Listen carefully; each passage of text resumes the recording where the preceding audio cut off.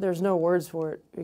Everybody was very silent as we were flying over and getting closer to the ground, and being able to see is just shocking. I think, as most people know and felt, that about 2:50 this afternoon we experienced a significant earthquake. It turns out it was about 8.9 magnitude. The day that the earthquake hit, our unit was actually deploying to Thailand to go participate in exercise Cope Tiger.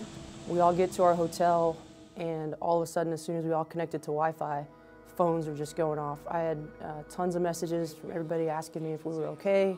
I turned on the TV and saw the news and saw the damage that had happened from the tsunami and the earthquake, and we were all just kind of in shock. So in the middle of an airdrop training mission, they tell us to turn back around. We land back at the airport, and everybody's packing up. And they were like, you have an hour to go to the hotel, get all your stuff. We're going back to Japan. Operation Tomodachi is kicking off. Every day, every hour, there was a new development that kept piling on. And so you didn't ever know exactly what happened at the moment. It was like a week later, you realized the devastation that just happened. You know, and then the nuclear, who saw that coming? Nobody saw that coming. That was like a curveball. The nuclear power plants had suffered a great deal of damage, and we were kind of concerned about the general populace abroad. And we started taking scans of the area, both near the power plant and also the surrounding areas in the towns nearby. The buildings had fallen apart. There was a lot of additional parts of structures that were laying about, and I believe there were fire trucks nearby, and they were regularly spraying water to keep it cool.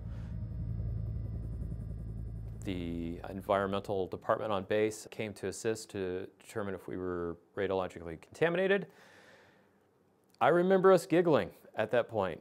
I remember taking out my camera and taking a picture of my engineer when he was getting scanned, and he was just smiling. We were still riding that high of being able to help truly make a big difference.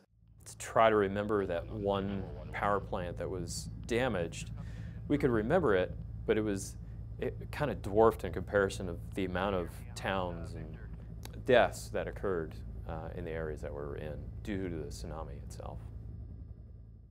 We basically took one of our crews out of alert and took off probably about 3 or so in the morning with 2 special tactics teams, 2 Humvees in the back of the airplane.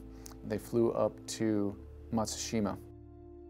They had a reception team there waiting on them, and one special tactics team stayed there with them to set up some mobile comms and work with them to sort of expand the runway opening with them. And they did the roughly 20-mile overland drive to get from Matsushima to Sendai International Airport. I would say about half of it to a third of it was completely covered with either water or mud or slush. There were airplanes that looked like they were just all shoved to one corner of the other side of the airport. There were cars. It just looked like a table after we got up from playing with my kids of micro machines, and it just all shoved to one side. There was dirt everywhere. By roughly 10, 11 o'clock that morning, we had 2 comm nodes set up at those 2 airfields, and they started clearing both runways. By 3 or so in the afternoon, we landed the first MC-130 on the runway at Sendai International Airport. And that was the airport, if you recall, they had all that video evidence of the tsunami coming in off the ocean, because that airport sits right off the coast. Over the course of 2 weeks, they incrementally worked together with the Japanese airport managers, volunteers from the local community as well, and they incrementally flew in water, gasoline, diesel, forklifts. We brought in a bunch of material handling equipment and things to help them push and pull vehicles and trees and debris off the runway. And with each successive day, the usable runway kept getting bigger and bigger.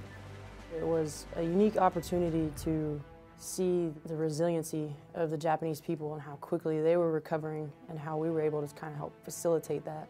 Anytime we do these memorials, you know, I get a little choked up, because it was such a big event and it was so tremendous and impactful for everybody here. And being a part of Japan, you know, I'm not Japanese, but I feel like this is part of my family and being here. So it was very humbling, very sobering, and a little exciting to be able to contribute to help in the recovery efforts. Watching those Japanese people wait hours in line quietly for food or whatever, calmly, their mannerism toward each other in the crisis was very respectable. And I think it was It was an example for the world to follow. I think Tomodachi is, again, it's an unfortunate coincidence, but we all strive to be part of something bigger, and I think that was the opportunity for us to be part of something bigger. My crews, they jumped into it with both feet. They knew it was a serious situation, and it didn't matter the time of day or that they were taking off and flying missions. They knew that they were contributing to a greater cause, and they took pride in that. Out on the beach, just short of the runway, there's a bunch of blown over trees, you know, washed up trees, and it just looked like a big bunch of logs, but they spelled out arigato on the beach. So that was sort of a welcoming sign to those crews. If something were to happen here again, I know that the United States will probably do anything in its power to help out, and I'd like to say it'd probably be the same way if the shoe were on the other foot. If we needed some support, that the Japanese would be there to help us as well.